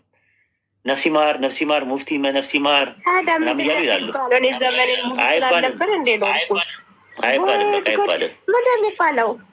አፈሩን ገለባ ያርግለት ነው የሚባለው። እንደኔ እኔ ላምጣልሽ። አፈሩን ገለባ ያርግለት ነው የሚባለው። ሙስሊም ያልሆነ ሰው ሲሞት እንደዛ ነው። በቃ ምን ታያለሽ? ራሱ ለቤተሰቦቹ ጽናትን፣ መጽናናትን፣ ትዕግስቱን አላህ እንዲወፍቃቸው ትነግራቸዋለሽ። ሀዘናችሁን አላህ ይቀበላችሁ፣ አላህ ለሂዳያ ሰበብ ያደርግላችሁ ታያለሽ። የሞተውን ሰው ግን አፈሩን ገለባ ያርግለት ታያለሽ። በኢትዮጵያ አባባል ሌላ ምን ታያለሽ? ነፍስ ይማር አትይ፣ አይፈቀድም ራሱ። ስለዚህ ሁለተኛ ጢሞቴዎስ 1:16 ላይ ምሕረትን እንዲያገኝ እንትን ብሏል ማለት። አውግስቲን ደግሞ ለሞቶቹ እናቱ ጸልየዋል ራሱ። አውግስቲን ራሱ ምን አለመሰልሽ? እኔም ውዳሴም ሕይወቴንና አንተ የልቤ አምላክ ሆይ ያለው መልካም ስራዬ በጥቂቱ ወደ ጎን ትተሃልና በደስታ አመሰግናለሁ። አሁንም ስለ እናቴ ኃጢአት አንተን ለምንሃለዋል ይላል። አይሽ ይጸልያል ማለት ዱዓ ይደረግለታል ለሞተ ሰው ማለት ነው። ለሞተው ሰው ይቅርታ ለአማኝ ከሆነ ይቅርታውን እንዲያደርግለት እዛ ላይ ማለት ነው። ተቀጥቶ እንዲወጣ ማለት ነው። ዮሐንስ አፈወርቅም ምንድን ነው ያለው ራሱ ማለት ነው ሲናገር፣ እርሱ ካህን መላውን ከተማ ወክሎ አምባሳደር ሆኖ የሚያገለግል ነው። ግን ከተማዋን ለምን እላለሁ በእውነት ለመላው ዓለም ወክሎ አምላክን የሁሉም የሕያዋንን ብቻ ሳይሆን የሞቱትም ኃጢአት ጭምር እንዲምር ጸልያለሁ አለ። ስለዚህ የሞቱ ሰዎች ላይም ለሞቱ ሰዎች አላህ እንዲምራቸው ዱዓ እናደርጋለን። ግን የሞቱ ሰዎች እነማን ናቸው? አማኞች ብቻ ናቸው። ከአማኞች ውጭ አይደለም እንትን ያለው ማለት ነው። እና ይሄ ነው ያለው ትምህርት። በኢስላምም ትምህርት ውስጥ አለ። ዮሐንስ ወንጌል 16:9 ላይም ስለ ኃጢአትም በእኔ ስለሚያምኑ ነው አለ። ዮሐንስ 15:22 ላይ እኔ መጥቼ ባልነገርኳችሁ ኖሮ በኃጢአት ባኖረባችሁ ይላል። ኢየሱስ ዮሐንስ ወንጌል 8:24 ላይ እኔ እንደሆንኩኝ ባታምኑ በኃጢአታችሁ ትሞታላችኋል። በኃጢአታችሁ ባታምኑ ማለት ነው። ስለዚህ ሁለተኛ ሞት የሚያስሞተው ክህደት ብቻ ነው። አንድ ሰው እስካልካደ ድረስ፣ መንፈስ ቅዱስን እስካልተሳደበ ድረስ ማርቆስ 3:29 ላይ በመንፈስ ቅዱስ የሚሳደብ ሁሉ የዘላለም ኃጢአት ዕዳ ይሆንበታል ይላል። ለዘላለም አይሰረይለትም አለ። የካደ ሰው፣ የከፈረ ሰው፣ ያሻረከ ሰው ሁለተኛ ሞት ለዝንተ ዓለም ነው ለጀሃነም የሚኖረው በእኛ ትምህርት። ለዛ ነው በሱረቱ ሙሐመድ ምዕራፍ 47 ቁጥር 34 ላይ እነዛ የካዱ አለ ከአላህ መንገድ ያገዱ አለ ከዛ እነርሱ ከሃዲዎች ሆነው የሞቱ አላህ ለነርሱ በፍጹም አይምርም አለ። የሞቱ ሰዎች ማለት ነው። ሱረቱ ኒሳ ምዕራፍ 4 ቁጥር 48 ላይ አላህ በእርሱ ማጋራትን በፍጹም አይምርም አለ። ከዚያ ሌላ ያለውን ኃጢአት ግን ለሚሻው ሰው ይምራል አለ። ወይ በረሱል ሰለላሁ ዐለይሂ ወሰለም ሸፋ ወይም ደግሞ አላህ ቀጥቶት ያንን ሰው ይምረዋል አማኝ ከሆነ። ያሻረከ ሰው ግን በአላህ ላይ ካደ ከሃዲ ሆኖ የሞተ ሰው ግን በፍጹም አይማርም ራሱ ማለት ነው። ምንም አይማርም ራሱ ማለት ነው። ረሱል ሰለላሁ ዐለይሂ ወሰለም በሐዲስ ላይ ምንድን ነው ያሉት? ነፍስን ቢያጠፋ ምንም ቢያደርግ ይቀጣል። ተመጣጣኝ አላህ ይቀጣዋል። ነፍስን ቢያጠፋም ቢሰርቅም ምንም ቢልም ቢሰርቅም ቢዋሽም ቢልም ለዛ ተመጣጣኝ ቅጣት አላህ ይቀጣዋል። እስካልካደና እስካላሻረከ ድረስ ግን የጀነት ነው ራሱ። ረሱል ሰለላሁ ዐለይሂ ወሰለም በሐዲስ ላይ እንደዚህ ያሉ ጃሚዓ ተርሚዚ መጽሐፍ 39 ሐዲስ 25 ላይ ነው የምታገኘው። ጃቢር እንደተረከው የአላህ መልእክተኛም ሰለላሁ ዐለይሂ ወሰለም እንዲህ አሉ። አንዳንድ የተውሂድ ባለቤቶች የተውሂድ ባለቤት ማለት ሙስሊሞች ማለት ነው የሆኑ ሰዎች ፍም እስኪሆኑ ድረስ በእሳት ይቀጣሉ አለ። ከዛ የአላህ ምህረት ይደርሳቸውና ከእሳት ይወጣሉ ብለዋል። የተውሂድ ባለቤቶች የተባሉት እነማን ናቸው? ረሱል ሰለላሁ ዐለይሂ ወሰለም በኢማም ቡኻሪ መጽሐፍ 97 ሐዲስ 113 ላይ ረሱል ሰለላሁ ዐለይሂ ወሰለም አሉ ጅብሪል ወደ እኔ መጥቶ እንዲህ አለ አበሰረኝ፣ ማንም ምንም ነገር በአላህ ላይ ያላሻረከ ወደ ጀነት ይገባል። እኔም ቢሰርቅም ቢያመነዝርም ብዬ ጠየቅኩኝ፣ እርሱም ቢሰርቅም ቢያመነዝርም አለኛል። ረሱል ሰለላሁ ዐለይሂ ወሰለም በሌላ ሐዲስ ላይ ደግሞ አንዳንድ የተውሂድ ባለቤቶች የሆኑ ሰዎች ከእሳት ይወጣሉ ወደ ጀነት ይገባሉ ብለዋሉ። ራሱ ማለት ከእሳት ይወጣሉ ወደ ጀነት ይገባሉ አሉ። ተቀተው ምህረትን ተሰጥቷቸው ይገባሉ ማለት ነው። ይሄ ነው የሙስሊም ተስፋው ማለት ነው። ለሰራው ኃጢአት ማለት ነው። በነገራችን ላይ ኃጢአት በሁለት ይከፈላል ታውቂያለሽ?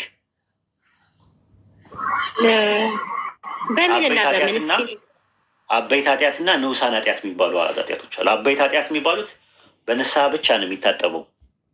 አበይት ኃጢአት የሚባሉት ምንድን ናቸው? ሽርክ የመጀመሪያው፣ ከዛ እናትና አባትን አለማክበር፣ ከዛ መግደል፣ ከዛ ዝሙት፣ አራጣ እየተባሉ ይዘረዘራሉ። እነዚህ ነገሮች የሰራ ሰው በመልካም ስራው እንኳን አይድንም። ንስሐ ብቻ ነው ተውበት ብቻ ነው ተውባ ማለት መቶበት አለበት እነዚህ ነገሮች ያደረገ ሰው።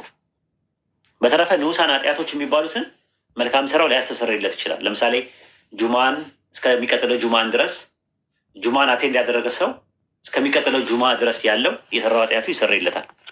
ረመዳንን ከአመት እስከ አመት የጾመ እና ሸዋልን አብሮ የጾመ ሰው ባለፈው ኃጢአቱ የነበረውን የሰራው ነገር ይሰርይለታል ይላል ሐዲስ ላይ።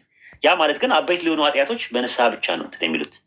አበይት ያልሆኑ ኃጢአቶች በአጠቃላይ መልካም ስራዎቻችን ያብስልናል። መጥፎ ስራችንን የቂያማ ቀን ሚዛን ላይ ይወጣና መጥፎ ስራችን አለ፣ መልካም ስራችን አለ። መልካም ስራችን በሚዛን ላይ ይለካና ሚዛኑ መልካም ስራችን ካጋደለ ክፉ ስራችንን ያብስልናል። ይሄ ነው። ግን እነዚህ ሜጀር ሲንስ የሚባሉት ትላልቅ ኃጢአቶች ወንጀሎች የሚባሉት በንስሐ ነው ይቅርታ የሚያገኙት። ንስሐ ካልገባበት አንድ ሰው ግን ይቀጣል። ወይም ደግሞ የረሱል ሰለላሁ ዐለይሂ ወሰለም ሸፋ ከሽርክ ውጭ ያለውን የረሱል ሰለላሁ ዐለይሂ ወሰለም ሸፋ ካገኘው ምህረትን ያገኛል። ለዛ ነው አላህ ኃጢአትን ማሻረክን በፍጹም አይምርም ይላል። በጣም እኮ የሚያስፈራ ነገር ነው ይሄ ማሂ። በእኔ በጣም ሁልጊዜ ራሱ በቃ ስሰማ ቤተሰቦቼን አስባለሁ። ምን ላለው በቃ ለዝንተ ዓለም ነው የምትቆራረጨው ከአላህ ጋር። ሱረቱ ኒሳ ምዕራፍ 4 ቁጥር 48 ላይ አላህ በእርሱ ላይ ማጋራትን በፍጹም አይምርም፣ ከዛ ሌላ ያለውን ኃጢአት ለሚሻው ሰው ይምራል። በአላህ ላይ የሚያጋራ ሰው ታላቅ ኃጢአትን በእርግጥ ቀጠፈ ነው የሚለው። በጣም ከባድ ነገር ነው። ሱረቱ ሙሐመድ ምዕራፍ 47 ቁጥር 34 ላይ ምንድን ነው የሚለው? እነዛ የካዱ አለ ከአላህ መንገድ ያገዱ አለ። ችግር የለውም በህይወት እያሉ ንስሐ ይገቡበታል። ከዚያ እነሱ ከሃዲዎች ሆነው የሞቱት አላህ ለእነርሱ በፍጹም አይምርም አለ። በቃ ለዝንተ ዓለም ነው የሚለው።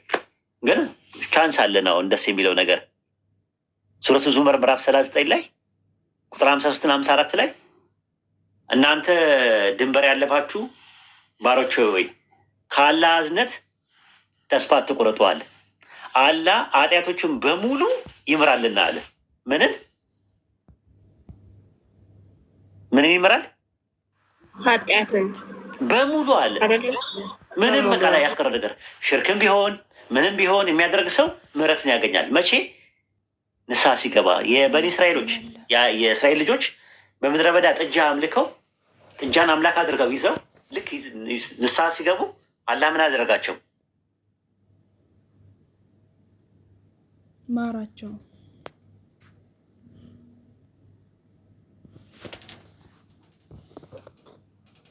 አላህ ኃጢአት ድንበር ያለፋችሁ ባሮቹ ያለ አላህ ኃጢአቶችን በሙሉ ይምራልና የቅጣቱ ቀን ከመምጣቱ በፊት ሁላችሁም በንስሐ ወደ ማን ተመለሱ አለ? ወደ አላህ ተመለሱ። ወደ አላህ ተመለሱ አለ። የቅጣቱ ቀን ከመምጣቱ በፊት፣ ሞት ከመምጣቱ በፊት፣ ቅያማ ከመቆሙ በፊት፣ ፀሐይ በጠለቀችበት ስትወጣ የቅያማ ቀን ይቆማል። ገርገራ ከመምጣቱ በፊት፣ ገርገራ ታውቂያለሽ? ጣረ ሞት። አንድ ሰው ጣረ ሞት ከመምጣቱ በፊት ጣረ ሞት ላይ ያለስ ይቀበለዋል? ጣረ ሞት ላይ ያለ ያሳዝናል። ገርገራ ላይ ያለ ተቀባይነት የለውም። ገርገራ ላይ ካለ ማለት ነው። በጣም ነው የሚያስፈራው ራሱ። ገርገራ ላይ ካለ ተቀባይነት የለውም። ጣረ ሞት ላይ ያለ ተቀባይነት የለውም። ልክ ሊሞት እያጣጣረ ጣር ላይ ያለ ንስሐ ቢገባ ላኢላሀ ኢለላህ ቢል ዋጋ ያለው። ፊራውን ለምሳሌ እንደዛ ነበር ያደረገው የነበረው።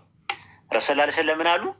ጃሚያ ተርሚዚ መጽሐፍ 48 ሐዲስ 168 ላይ በእርግጥ አላህ የባሪያው ንስሐ ገርገራው ከመድረሱ በፊት ይቀበላል። አረብኛው ገሪገር ነው የሚለው፣ ገርጊር ነው የሚባለው። ገርጊር ማለት ምንድን ነው? ገርገረ ነው። ጣረ ሞት ጉሮሮ ላይ ደረሰ ማለት ነው። ገርገራ ማለት ጣር ማለት ነው። ስለዚህ አላህ በቁርአን ውስጥ ምን አለን? በሱረቱ ኒሳ ምዕራፍ 4 ላይ ጸጸትን መቀበል ለነዛ ኃጢአት ለሚሰሩና አንዳቸው ሞት በመጣባቸው ጊዜ እኔ አሁን ተጸጸቱ ለሚል ከዚያ በኋላ እነሱ ከሃዲዎች ሆኖ ለሚሞቱ አይደለም ማለት። ሁለት ነው ጸጸት ያለው። ልክ ሞት ሲደርስበት ጣረ ሞት ላይ ያለ የሚጸጸት ሰው ተቀባይነት የለውም። ከሞተ በኋላ የትንሣኤ ቀን ተቀስቅሶ አላህ ፊት ቆሞ ዊብ እንደው ባልሰራው ኖሮ ምናምን ብሎ ቢል ዋጋ የለውም። ሁለቱም ራሱ ማለት ነው። ሱረቱል ሙሐመድ ማነው? ሱረቱል ዙመር ምዕራፍ 39 ላይ ለገለዛ ነው 54 ላይ ቅጣቱ ወደ እናንተ ከመምጣቱ ከዚያ የማትረዱ ከመሆናችሁ በፊት ጌታችሁ ወደ ጌታችሁ በንስሐ ተመለሱ ለእርሱም ታዘዙ ብሎ ነው የሚያስቀምጠው። ያ ነው የሚያስፈልገው። ኃጢአታችሁን የሰሩ ከዚያ በኋላ የተጸጸቱ እርሱ መሀሪ ነው የሚለው ቁርአን ላይ። ሱረቱል አዕራፍ ምዕራፍ 7 ቁጥር 157 ላይ 153 ላይ እንደዛ ነው። እነዚህ ኃጢአቶችን የሰሩ ከዚያ በእርሷም የተጸጸቱ ያመኑ ጌታቸው እርሱ ጸጸትን ይቀበላል አለ። ከተረፈ አላህ የባሮቹን ኃጢአት በአጠቃላይ ይቀበላል። ዱንያ በጣም አሁን ሰፊ ቻንስ አለ። ወላሂ ትልቅ ኒዕማ ነው፣ ትልቅ ፈድል ነው፣ ራሱ ትልቅ ጸጋ ነው፣ ትልቅ ምህረት ነው። አሁን ላይ ቻንስ አለሽ ማሂ። ወየው እኮ ነው የሚሉት እጃቸውን እጃቸውን ይነክሱታል። ከቁጭታቸው የተነሳ እጃቸውን ይነክሳሉ። ወየው ምን ነው ወየው ምን ነው ሙስሊም በነበርኩ ነበር ላኢላሀ ኢለላህ በተባለ ጊዜ ይኮሩ ነበር ይላል። ወየው የዛንክ ወየው ከመልእክተኛው ጋር ምን ነው ባደረኩኝ የቁጭ ቀን አስታውሳቸው ነው የሚለው። ይቆጫሉ። ወየው ምን አለ እንትን ብለው እንትን ያሉ እና አንቺ ቻንስ አለሽ። አሁን በጣም ቻንሱ ሰፊ ነው ያለው። የምር ሞት የሚባል ነገር ሳይመጣ ሞት መቼ እንደሚመጣ መቼ እንደሚወስድ አይታወቅም። ራሱ አሁን አንቺን ተመልከች፣ ራስሽን ራሱ ተመልከች፣ አንቺን ራስሽ ማለት ነው። እንቅልፍ ስተኝ እንቅልፍ ሲመጣ መቼ እንደሚመጣ እንቅልፍ መቼ እንደሚመጣ እና እንዴት እንደሚወስድሽ ታውቂያለሽ? እኔ እንዴት አውቃለሁ? አላውቅም። በቃ እንደዛ ማለት ሞትም እንደዛ ነው። ሞት ደግሞ የሞት ታናሽ ወንድም ነው እንቅልፍ። ስለዚህ መቼ እንደሚመጣ አታውቂውም። ራሱ ሞት ግን አሁን ቻንስ አለን። ራሱ ሞት ከመምጣቱ በፊት ጥያቄ ልጠይቅህ። ቆይ ልጠይቅህ። አሁን በመጨረሻ ሰዓት ይሄ ሁሉ ሰውዬው ዘመኑን ሁሉ ጨርሶ በመጨረሻ ሰዓት አምላክን ተቀብሎ ከሞተ ወደ ፈጣሪው ይሄዳል ነው የምትለኝ? ጀሃነም አይገባም ነው የምትለው? ሰውዬው ፈጣሪ የሰጠበትን ጊዜ እንኳን አልተጠቀመበትም። በስተመጨረሻ ሰዓት የሞታውን ለምሳሌ እንትናን አነሳህልኝ፣ ፈርዖንን ያነሳህልኝ ምሳሌ አልገባም። እሱ እኮ ጣረ ሞት ላይ ያለ ሰው አይቻልም ነው እኮ የምልሽ እኮ። ጣረ ሞት መጨረሻ ላይ ሞት ሲመጣበት ንስሐ ቢገባ አይቀበልም። ይኸው ቁርአን ላይ እንደዛ ነው የሚለው። ራሱ ገርገራ ላይ ያለ ወይም ደግሞ እንዳልኩሽ እንትን አይለም ተቀባይነት የለውም ነው እያለን ያለ ነው። ገርጊር ይባላል በአረብኛ፣ ገርጊር ይባላል፣ ገርገራ ይባላል በአማርኛ። ጣረ ሞት ጣር ሲመጣ እንትን አይለም። ከዛ አንጻር ነው እሺ ንስሐስ በእናንተ ትገባላችሁ እንዴ? ንስሐ ስትል ስደጋግመው ሰማሁኝ። ንስሐ ትገባላችሁ እንዴ? ንስሐ ተውባ ይባላል። በአረብኛ ተውባ ይባላል። ንስሐ ማለት አላህን ይቅር በለኝ ብለሽ በሰራሽው ነገር መጸጸት ማለት ነው። ይቅርታ አላህን የምጠይቂበት ማለት ነው።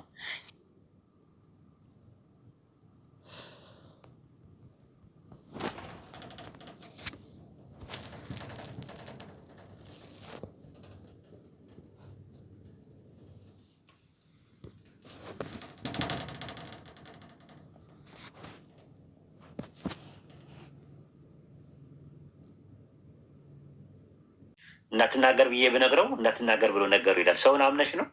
ምን ያህል ንጹህ ቢሆን ነው ያንቺን አይብ ለሱ የምትነግሪው? አላህ ይሰትርልሽም ማለት ነው። እና አላህን ነው ይቅርታ የምትጠይቂው። በቃ አለቀ። ይቅር የሚለው ማን ነው? አላህ ብቻ ነው ይቅር የሚለው ማለት ነው። ያንን ነው የምንማረው ማለት ነው። ይህን ይመስላል እንግዲህ ካለው ነገር ማለት ነው። እና እኔ ሱረቱ ማኢዳ ምዕራፍ 5 ቁጥር 72 ላይ ያነበበ ክርስቲያን ከዛ በኋላም እንዴት እንደሚሆን አላውቅም። እነዚያ አላህ እርሱ የመርየም ልጅ አልመሲህ ነው ያሉ በእርግጥ አሉ። መሲሁም እንደዚህ ብሎ አስተማረ። የእስራኤል ልጆች ሆይ ጌታዬ ጌታችሁ አላህ ነው ተገዙ ብሎ አስተማረ። ከዛ አላህ ምን አለ? እነሆ በአላህ የሚያጋራ ሰው አላህ በእርሱ ላይ ጀነትን በእርግጥ እርም አደረገ፣ መኖሪያው እሳት ነው፣ ለበዳዮች ምንም ረዳት የላቸውም አለ። መጀመሪያ ስለ እሳት ካወራ በኋላ ሰውና ፍጡር አምልኮ ጀነትን እንዳታስቧት ወላሂ ስመ ወላህ ሰውና ፍጡር አምልኮ ሰው ጀነትን አይገባትም። እያወቃችሁ ሁጃ ቆሙባችኋል። ከዛሬ ጀምሮ የምትሰሙ ክርስቲያኖች ታቸው ናችሁ። እየሰማችሁኝ ነው። ይህንን ሪሳላ ይህንን መልእክት እየሰማችሁ ነው ያላችሁት። መልእክቱን ከሰማችሁበት ጊዜ ጀምሮ ሁጃ ቆሙባችኋል። ሱረቱ ማኢዳ ምዕራፍ 5 ቁጥር 68 እና 69 ላይ የሚናገረው ምንድን ነው? ከጌታ ወደ አንተ የተወረደውን መልእክት አድረስ ይላል። ባታደርስ መልእክቱን አላደረስክምና ይላል። ስለዚህ መልእክቱን ማድረስ የኛ ፋንታ ነው። መልእክቱን አድርሰናል። ራሱ የረሱል ላ ሰለምን መልእክት ሪሳላ ምን ብለናል? አድርሰናል። ራሱ ሱረቱ ማኢዳ ምዕራፍ 5 ላይ ስትመለከቱት ቁጥር 67 ላይ ማለት ነው። አንተ መልእክተኛ ሆይ ከጌታ ወደ አንተ የተወረደውን መልእክት አድረስ፣ ባትሰራ ወይም ባታደርስ መልእክቱን አላደረስክምና አለ። እኛ መልእክቱን አድርሰናል። ሱረቱ ኢስራ ምዕራፍ 17 ቁጥር 18 ላይ ተሸካሚ ነፍስ የሌላውን ኃጢአት አትሸከምም ብለዋል። መልእክተኛ እስከምንልክ ድረስ የምንቀጥ አይደለንም ብሏል።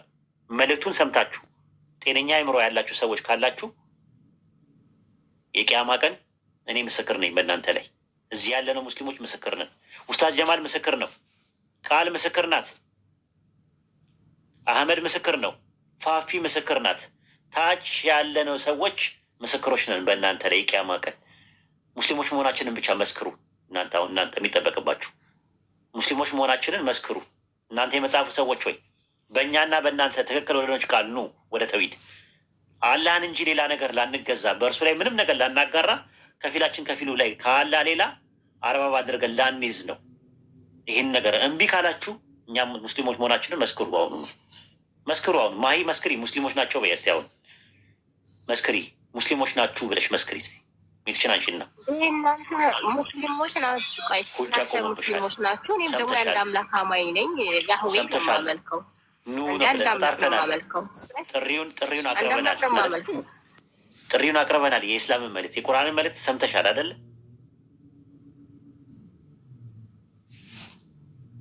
ሰምቻለሁ፣ ግን ብሰማ ምን አንድ አምላክ ነው የማመልከው።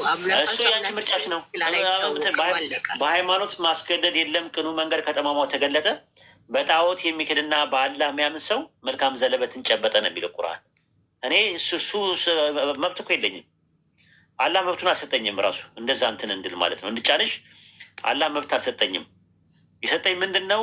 ሪሳላውን እንዳደርስ ብቻና ብቻ ነው። ሱረቱ በቀራ ምዕራፍ 2 ቁጥር 256 ላይ ተመልከችው።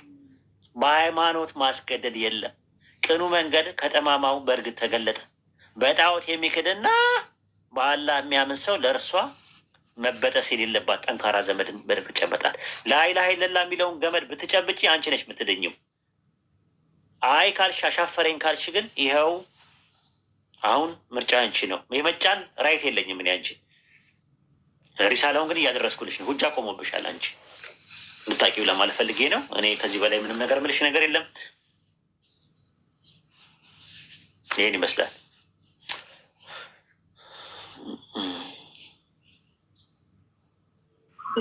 በጣም ከባድ ነገር እኮ የምትነግረኝ። እንግዲህ ሪሳላው ነው መልዕክቱ። ሙስሊሞች ነን እንዴ ማዳረስ አለብን መልዕክቱን። እኛም ደግሞ ኃላፊነት አለብን። ዳዮች ነን። ወደ ኢስላምን ነው የምንጣራው። እየጠራንሽ ነው ያለ ነው። ምርጫ አንቺ ነው። የሚበጀውን ከሚፋጀው ደግሞ የምትለዩ ደግሞ አንቺ ነሽ። ራሱ አንቺ ነጻ ፈቃድ ተሰጥቶሻል። የሁለቱም ሱረቱ ካፍ ምዕራፍ 18 አላህ ምን እንደሚል ስሚው። እዚህ ጋር ሱረቱ ካፍ ምዕራፍ 18 ቁጥር 29 ላይ ተመልከችው። እውነቱ ከጌታችሁ ነው፣ የፈለገ ሰው ይመን የፈለገ ሰው ይካድ በላቸው ነው የሚለው። እኛ ለበደለኞች አጥራሪ በሆኑ የከበበች የሆነች እሳትን አዘጋጅተናል አለ አላህ። ከጥም እርዳታን ቢፈልጉ እንደዚህ ዝቃጭ ባለ ፊቶች በሚጠበሱ ውሃ ይረዳሉ አለ። መጠጡ ከፋ መደገፋይቱ ምንኛ አስከፋች ነው የሚለው ቁርአን። ቢፈልጉ ሲጠማቸው፣ ጥማት ላይ ሲሆኑ፣ ሲቃጠሉ፣ ሲጠማቸው ወዮ ብለው ሲሉ ዋጋ የለውም። ራሱ ዝቃጭ የሆነ ዘይት ነው የሚጠጡት አለ። በዛን ሰዓት በጣም እንትን ነው፣ ከባድ ነገር ነው ራሱ ማለት ነው። ዛቻ ነው አሁን ያለው፣ ዛቻና ዘበት ነው አሁን ጀሀነም። እድሉ አላችሁ አሁንም ማለት ነው። ለእኛ ደግሞ የተሰጠን ደግሞ ጀነት ተስፋና ዋስትና ነው የተሰጠን።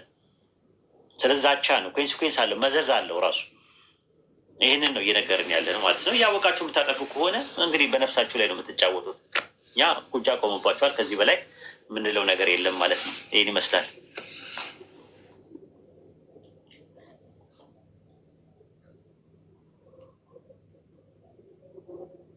በጣም ከባድ ነው። በጣም የሚከብደው አላውቅም እኔ ምን ማለት። ኧረ አስተምር አንተ አስተምር አንተ ገና ብዙ ነገር ታመጣብኛለህ። እንግዲህ አልተሸከምሽው ሀሳብ ነው የተነገረሽ። ሀሳቡ ከገዛሽ ትቀበያዋለሽ። አልገዛኝም ካልሽ ደግሞ ጥሩ ጎረቤት ሆነን እንኖራለን። እሱ ሂሳቡ አላህ ዘንድ ነው። ካላህ ጋር ጨርሺ። ሀሳቡ መግዛት አለመግዛት እኮ አይደለም ወይ? እኮ ህይወት ነው። የዘላለማዊ የዘላለም እኮ ምርጫ ነው አይደል እንዴ? ተገዶ ይሆናል እንዴ? እኔ አንቺ ማስገደድ በመገደድ አይደለም። ኖ አትችልም። እሱ በመገደድ ሳይሆን ይህን ነገር በደንብ ካላህ ጋር ጨርሺ እኮ አልኩሽ። ጊዜ ሰተሽው ጨርሺው። ራሽናል ሆነሽ የምታጠኚው ነገር እንጂ ኢሞሽናል ሆነሽ የምትገቢበትም ነገር አይደለም ብዬሻለሁ እኮ ራሱ።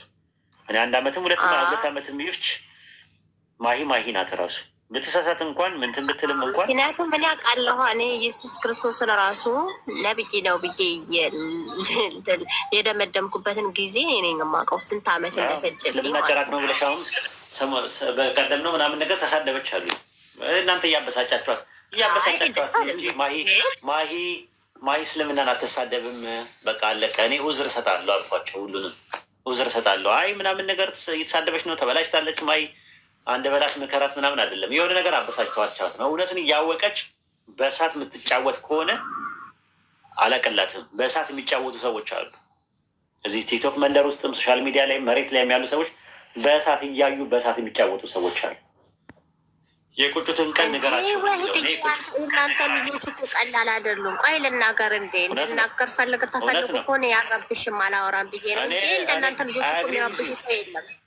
ይረብ እንደዛም እኮ ነው። ታዲያ እኮ የምነግርሽ እኮ እኔ ከአንቺ ጎን ነኝ እኮ አሁን እኮ ያለ ዝም ብላችሁ ሳታበሳችኋት የሆነ ነገር ራሳችሁ ናችሁ ወይ ልናገር እራሳችሁ ናችሁ። ነብይ ነው ብላችሁ ያስተማሩ ወንድሞቻችሁ ናቸው። እነሱ ግን የሚሉና አምላክሽን ቁጭ ብለሽ አሰድበሽ አምላክሽን ቁጭ ብለሽ የምታሰድቢ በየቤቱ ይሉኛል። እኔ አምላኬን አሰድቤ አላውቅም ነው። ከዛም በኋላ እናደዱኝ። ግን ራሳቸው ነው የተናገርኩት። ምንም አይነት የሃይማኖት ነገር የተናገርኩት ነገር የለም። የሚናገሩት እንኳን አያውቁም። እነዛኞችም ይሉኛል፣ እነዚህም ይሉኛል። እኔ ማንንም አልሰማም አልኩ። የመጨረሻ ምናልባትም ጢምቢራሽም ዞሮ ሊሆን ይችላል እኮ ማትሆነሽም ሊሆን ይችላል። አንደርስታንድ ማድረግ አለብን እኛም ሁላችንም አይደል እንዴ? አይደል ማይ? አንደርስታንድ ልናደርግ ይገባል። ግን በዚህኛውም በዛኛውም ሲሆን እኔ ይከብደኛል። ገባ? ለዛ እኮ ነው አሁን ጢምቢራሽ ዞሯል። እናስተካክለዋል። ማትሆነሽ ነው ጢምቢራ ምንድን ነው ግን? አምላኬ ትዕግስት ስጠኝ። ጢምቢራሽ ዞሮ ማትሆነሽ ነው እንደዛ የምትሆኝ ማለት ነው። እሽኩልል አድርጎሽ ነው። እሽኩልል ሲያደርግ አንዳንዴ እንደዚህ ነው። እና ሰው አንደርስታንድ ማድረግ አለብን። እኔ እሽኩልል ያለበት ሰው አለ ራሱ ማለት ንቅል አለ፣ ኩኮ አለ ራሱ። ኩኮ አይደለሽም አንቺ፣ ንቅልም ኩኩም አይደለሽም፣ ጠሽም አይደለሽም። አሁን እሽኩልል ነው ያደረገሽ አንቺ። እሽኩልል ስለሆነ ችግር የለውም እንረዳሻለን። አብሽሪ። እንግዲህ እንደተመቸህ እሺ። ለማንኛውም እንጂ እኔ ልናገርም አልፈለግ እኔ አልናገርም። እስልምናንም ሆነ የትኛውንም ሃይማኖት መናገር አልፈለግም። አብሽሪ አብሽሪ፣ ያ ችግር የለውም። እሺ ሌላ መግባት የሚፈልግ ሰው ካለ ይግባ። ጥያቄ ያላችሁ ልጆች ካላችሁ ግቡ። ኡስታዝ ጀማል አለ? ኡስታዝ ጀማል አለ? አለው። አሰላሙ አለይኩም። አስገባ። ወአለይኩም ሰላም ወራህመቱላሂ ወበረካቱ። ክርስቲያኖች ካሉ አስገባቸው። ማነው? አበቡ የጎተትኩ ነው ግን ኔትዩን እንጃ ከቅድም